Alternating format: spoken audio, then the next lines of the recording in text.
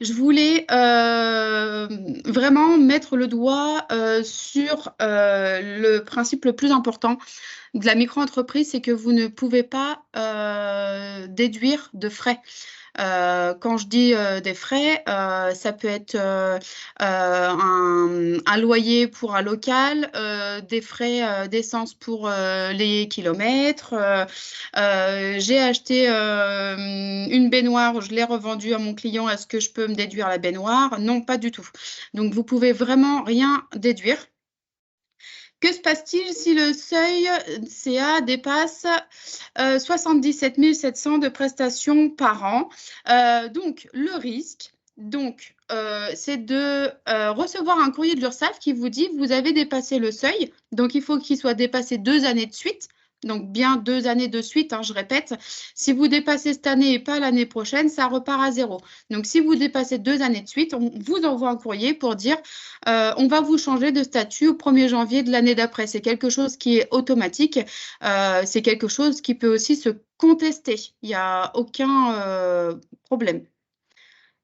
Concernant l'immatriculation, si par exemple je fais l'immatriculation aujourd'hui, la date de création de l'entreprise sera la date d'aujourd'hui où je peux choisir une date ultérieure. Vous pouvez choisir une date ultérieure comme déjà passée. Une personne qui a commencé son activité le 18, qui n'a pas fait son immatriculation, elle se connecte aujourd'hui, elle met la date de début d'activité au 18. A contrario, vous vous connectez aujourd'hui, vous voulez démarrer au 2 avril, vous mettez en date de début d'activité le 2 avril.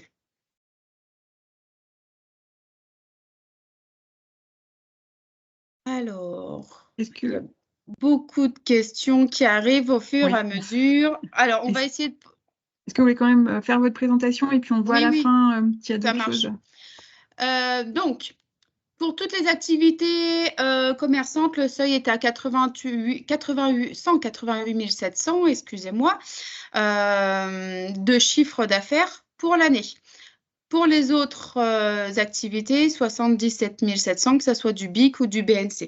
La première année, le montant de seuil est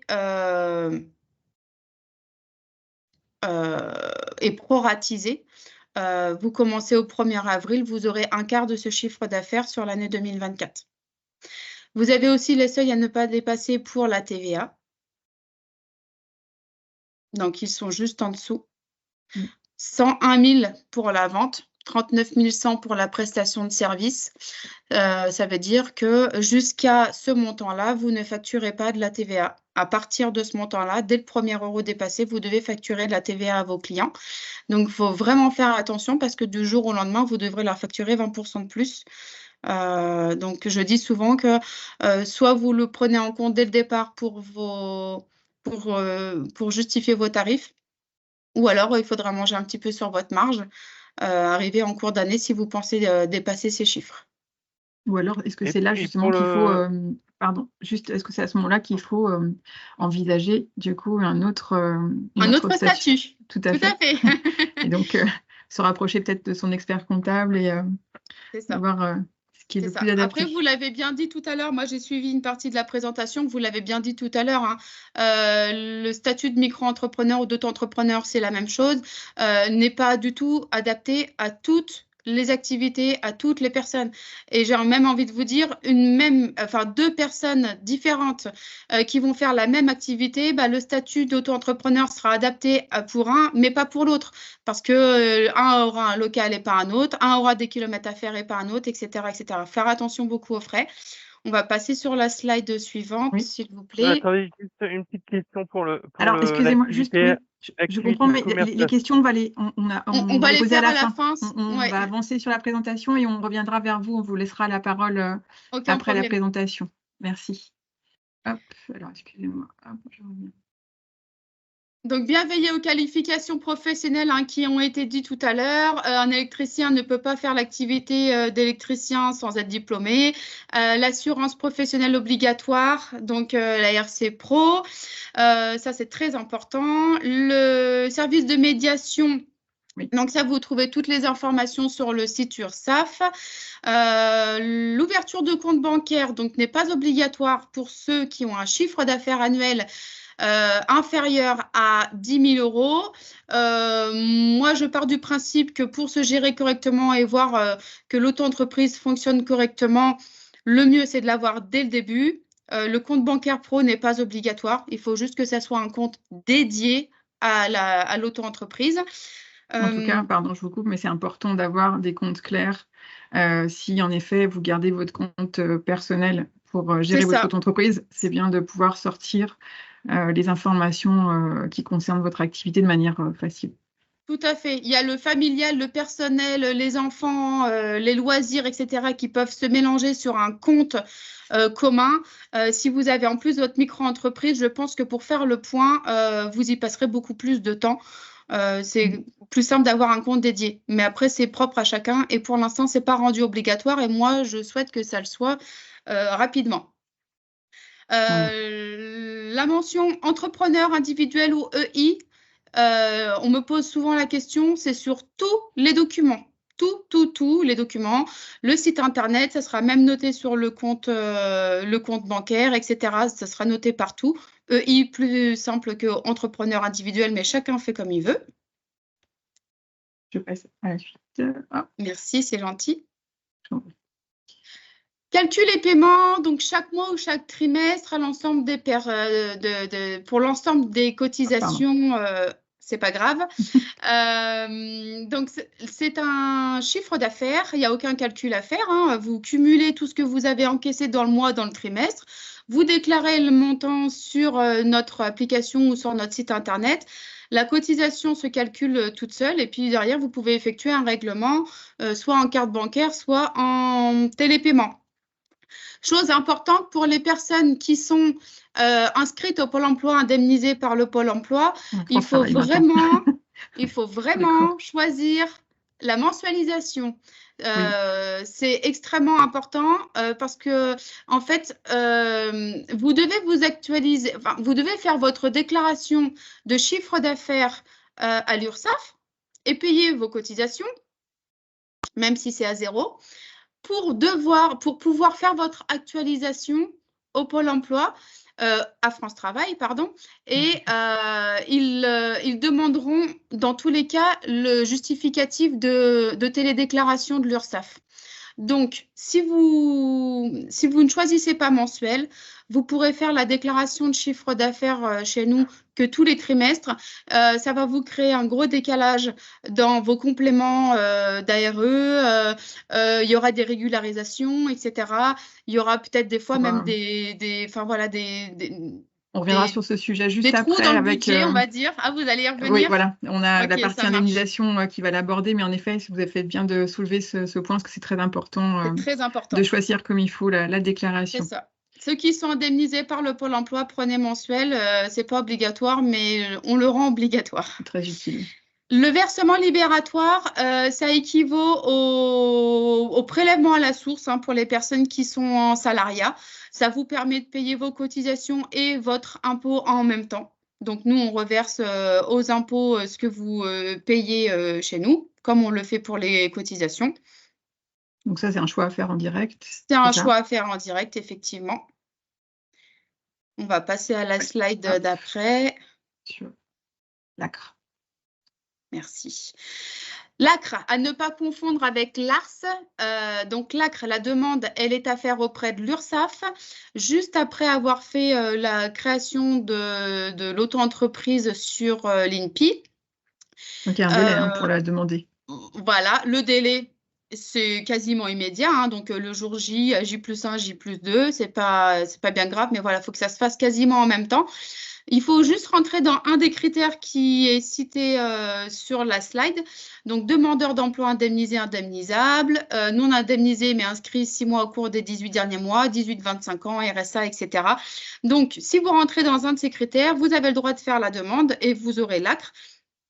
Donc, le formulaire se trouve sur Internet, très simplement, formulaire ACRE, et joindre le justificatif qui correspond à votre situation.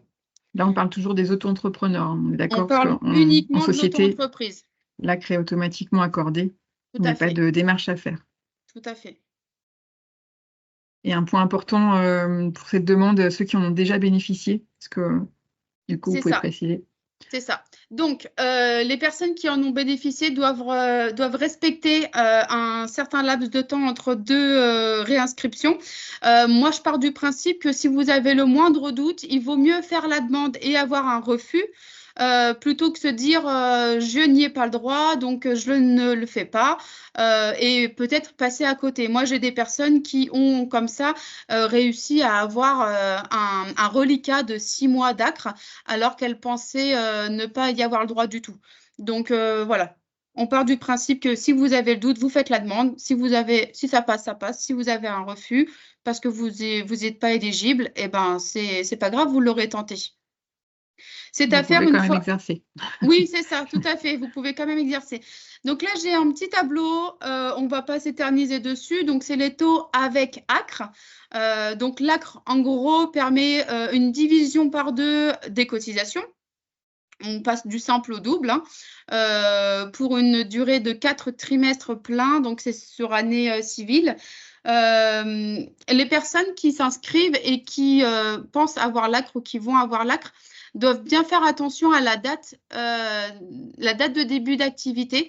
Ça doit se faire en début de trimestre. Donc, on part sur janvier, avril, juillet et octobre pour que l'ACRE couvre le plus largement possible les trimestres. OK. On y reviendra dessus. Donc, les taux avec ACRE, c'est bon. Là, on a les taux sans l'ACRE. Donc, comme je vous ai dit tout à l'heure, quasiment du simple au double. Donc ça, dès la 2e année d'activité. Hein. Tout à fait. On est sur ces taux-là. Et on passe aux modalités de déclaration. Donc, alors, concerne. C'est ça. Donc, toujours déclarer que ça soit mensuel ou trimestriel en fonction de votre choix. Si vous avez rien encaissé dans le mois, pas travaillé, peu importe si c'est à 0, nous, on ne peut pas le deviner. Donc, il faut bien faire la déclaration à 0, 0 à payer. Vous passez à la déclaration suivante. C'est très, très important parce qu'autrement, nous, ça compte comme une déclaration manquante. Donc, voilà, c'est un petit peu, on peut pas le savoir. Et vous ne déclarez que ce que vous avez encaissé. Si vous avez une facture qui n'est pas encore... Et vous déclarez que ce que vous avez encaissé. Tout à fait. En tout début d'activité, on laisse un laps de temps d'environ 3 mois aux personnes qui prennent le temps de se mettre en route au niveau de leur activité, etc. etc. Donc, ce n'est pas dès le premier mois que vous allez recevoir un mail pour dire « Attention, la télédéclaration de temps est ouverte, attention, il faut la faire, etc. etc. » C'est au bout de 3 mois que vous risquez de recevoir un mail pour dire « Vous devez faire la télédéclaration de tel mois, tel mois, tel mois. » Donc, il y aura peut-être 1 mois, 2 mois, 3 mois. Dans tous les cas, si vous avez besoin de faire cette télédéclaration pour vous justifier auprès du Pôle emploi et vous actualiser correctement, vous allez sur le site et vous pouvez la faire. Ce n'est pas bloquant. C'est simplement que nous, on ne vous relance pas. Très bien. Vous avez un petit point sur la retraite? Alors, juste rapide, très, très rapide.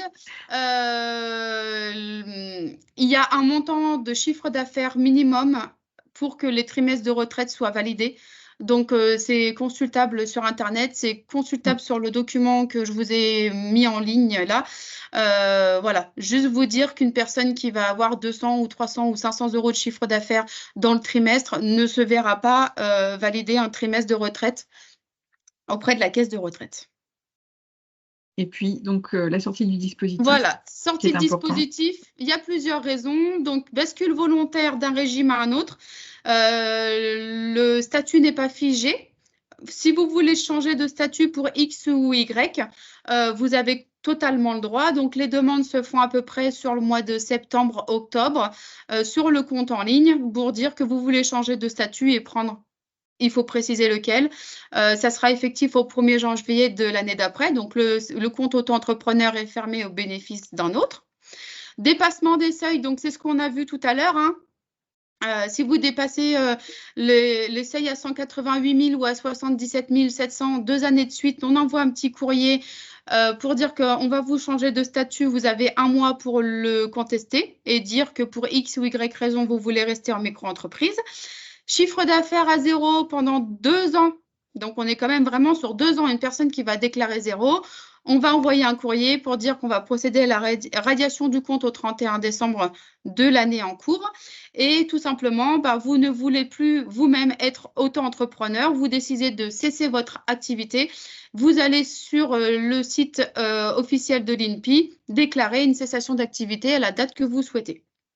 Et vous transmettez bien le document si vous êtes demandeur d'emploi sur votre espace personnel. Merci. Bien sûr, tous les services en ligne sont accessibles, notamment sur les informations. Quelqu'un souhaitait avoir les cotisations que vous avez présentées tout à l'heure, mais on retrouve bien sûr tout ça sur le site. Plus de détails, donc autoentrepreneur.ursaf.fr. Faites attention à bien choisir ce site-là. Il y en a qui ressemblent, mais qui ne sont pas le site de l'URSSAF. Merci beaucoup pour cette présentation. Hélène, vous avez quelque chose pour compléter ? Oui, alors j'aurais aimé répondre à toutes les questions. Oui. Quel est le montant de l'ACRE? Alors l'ACRE, ce n'est pas un montant, c'est une division par 2 des cotisations. Donc en fait, ça dépend de votre chiffre d'affaires. Plus vous avez de chiffre d'affaires et plus vous payez de cotisations. Alors si vous voulez revoir les slides sur les cotisations, etc., allez vraiment cliquer sur le lien que j'ai mis en tout début de présentation.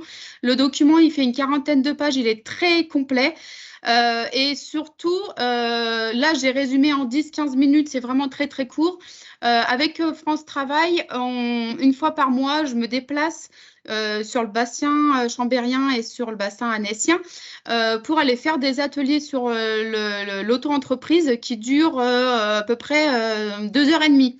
Donc, voilà, n'hésitez pas à vous renseigner auprès de vos conseillers ou de vos agences si vous êtes intéressé, parce que là, on a fait vraiment très, très succinct.